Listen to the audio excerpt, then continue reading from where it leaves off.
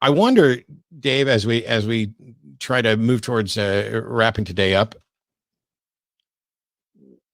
what were the what was the one thing that you struggled with the most that led to you getting out? I would say it was two things. One was the deconstruction of Christianity, particularly the resurrection of Jesus. When studied from an academic perspective, it just didn't hold up for me anymore. That seed was planted in grad school, but I could never let go of that. It was a very compelling argument. It has everything to do with the dating of the New Testament, as simple as that.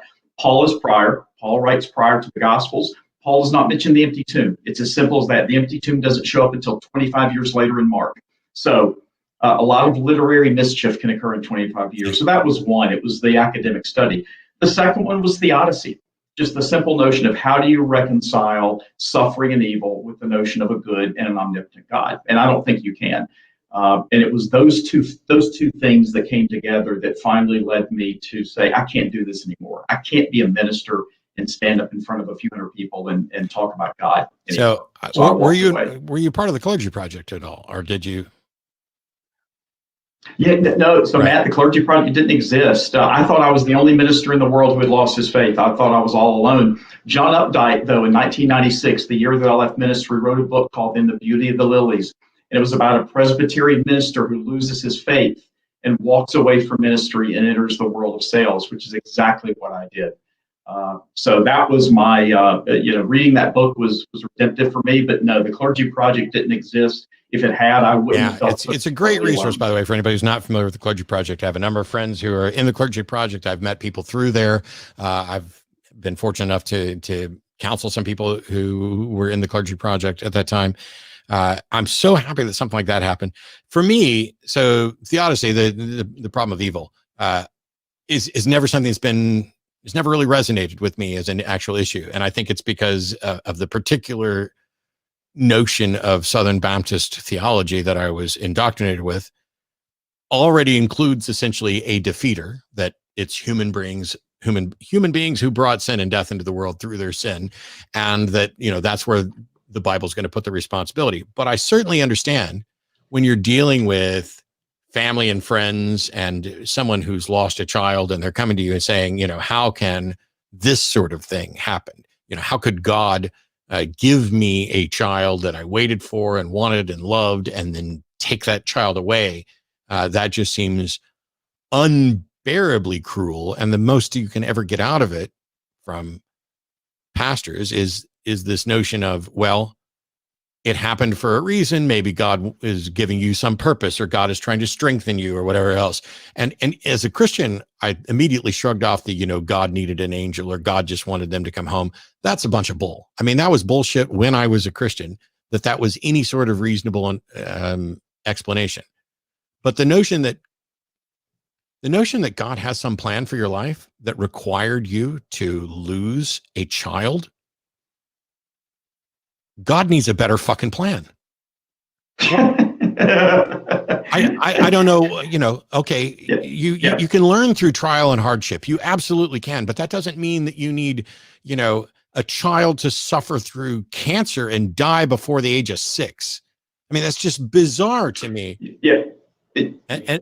Yeah, Matt, the death of any child, let alone, I mean, the how many 100,000 die of starvation every year, but the death of one child alone is enough to absolutely bury the notion that God has a plan for your life.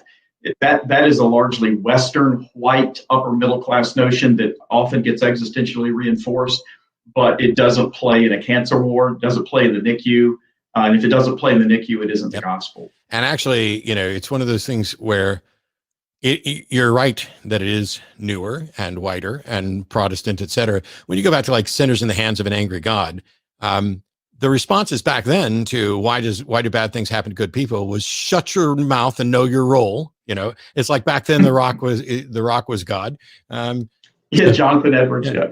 But it's go ahead. And Matt, to be fair, I never offered those pious platitudes when I was a minister. Just to be clear, I had moved beyond that myself. Now, did I talk about God? Absolutely. Did I talk about God glibly? Absolutely. But I would never have said that to anyone. I never did as a minister. My position was, this doesn't make sense. And you know what? You have a right to be angry at God, and there's nothing wrong with that kind of anger. That was I kind get of my it. position. And I was never actually in the ministry. I was working to be in the ministry, managed to find my way out before I sank a decade into it. Which some people like you might say, "Oh, well, that makes Matt smarter." That does not make Matt smarter at all, because I still went a great many years believing something without good reason, because there were people around me who shared that belief. I understand that. What I don't understand quite often is the people who hang on to those beliefs far longer than they should when they're faced with objections and arguments and problems with that. I want to especially thank Dave. I'd love to get you back on the show at some point. Take more calls sometime. You can find at dbramsey.com. You can find Dave's book there. And it's up on the screen now. Speaking of God, we don't know shit. And I'll forgive him for censoring shit, because I know that he's trying to appeal to an audience that goes beyond my linguistic skill with profanity and cursing. But that information there is so that you guys can go out and take a look at Dave's book. We'll do what we can to get Dave back on the show. I want to thank everybody for tuning in. Thanks everybody who made the super chats and donations, who joined, subscribed, smash the like button. Like, I'm looking at it right now. I can see it's 750. If it doesn't go to 755, then there are 4 of you who just aren't paying attention to me. I'm talking to you. But on that note, please stay safe, stay healthy. If you're traveling, if you're visiting with family over these holidays, please take every reasonable precaution that you can. Follow the guidelines. I will not be here next week. You'll be pleased to know that Jenna and Anthony Magnabosco are going to be here to talk to you guys. Once again, give a huge shout out to the crew. And that includes not just the people whose faces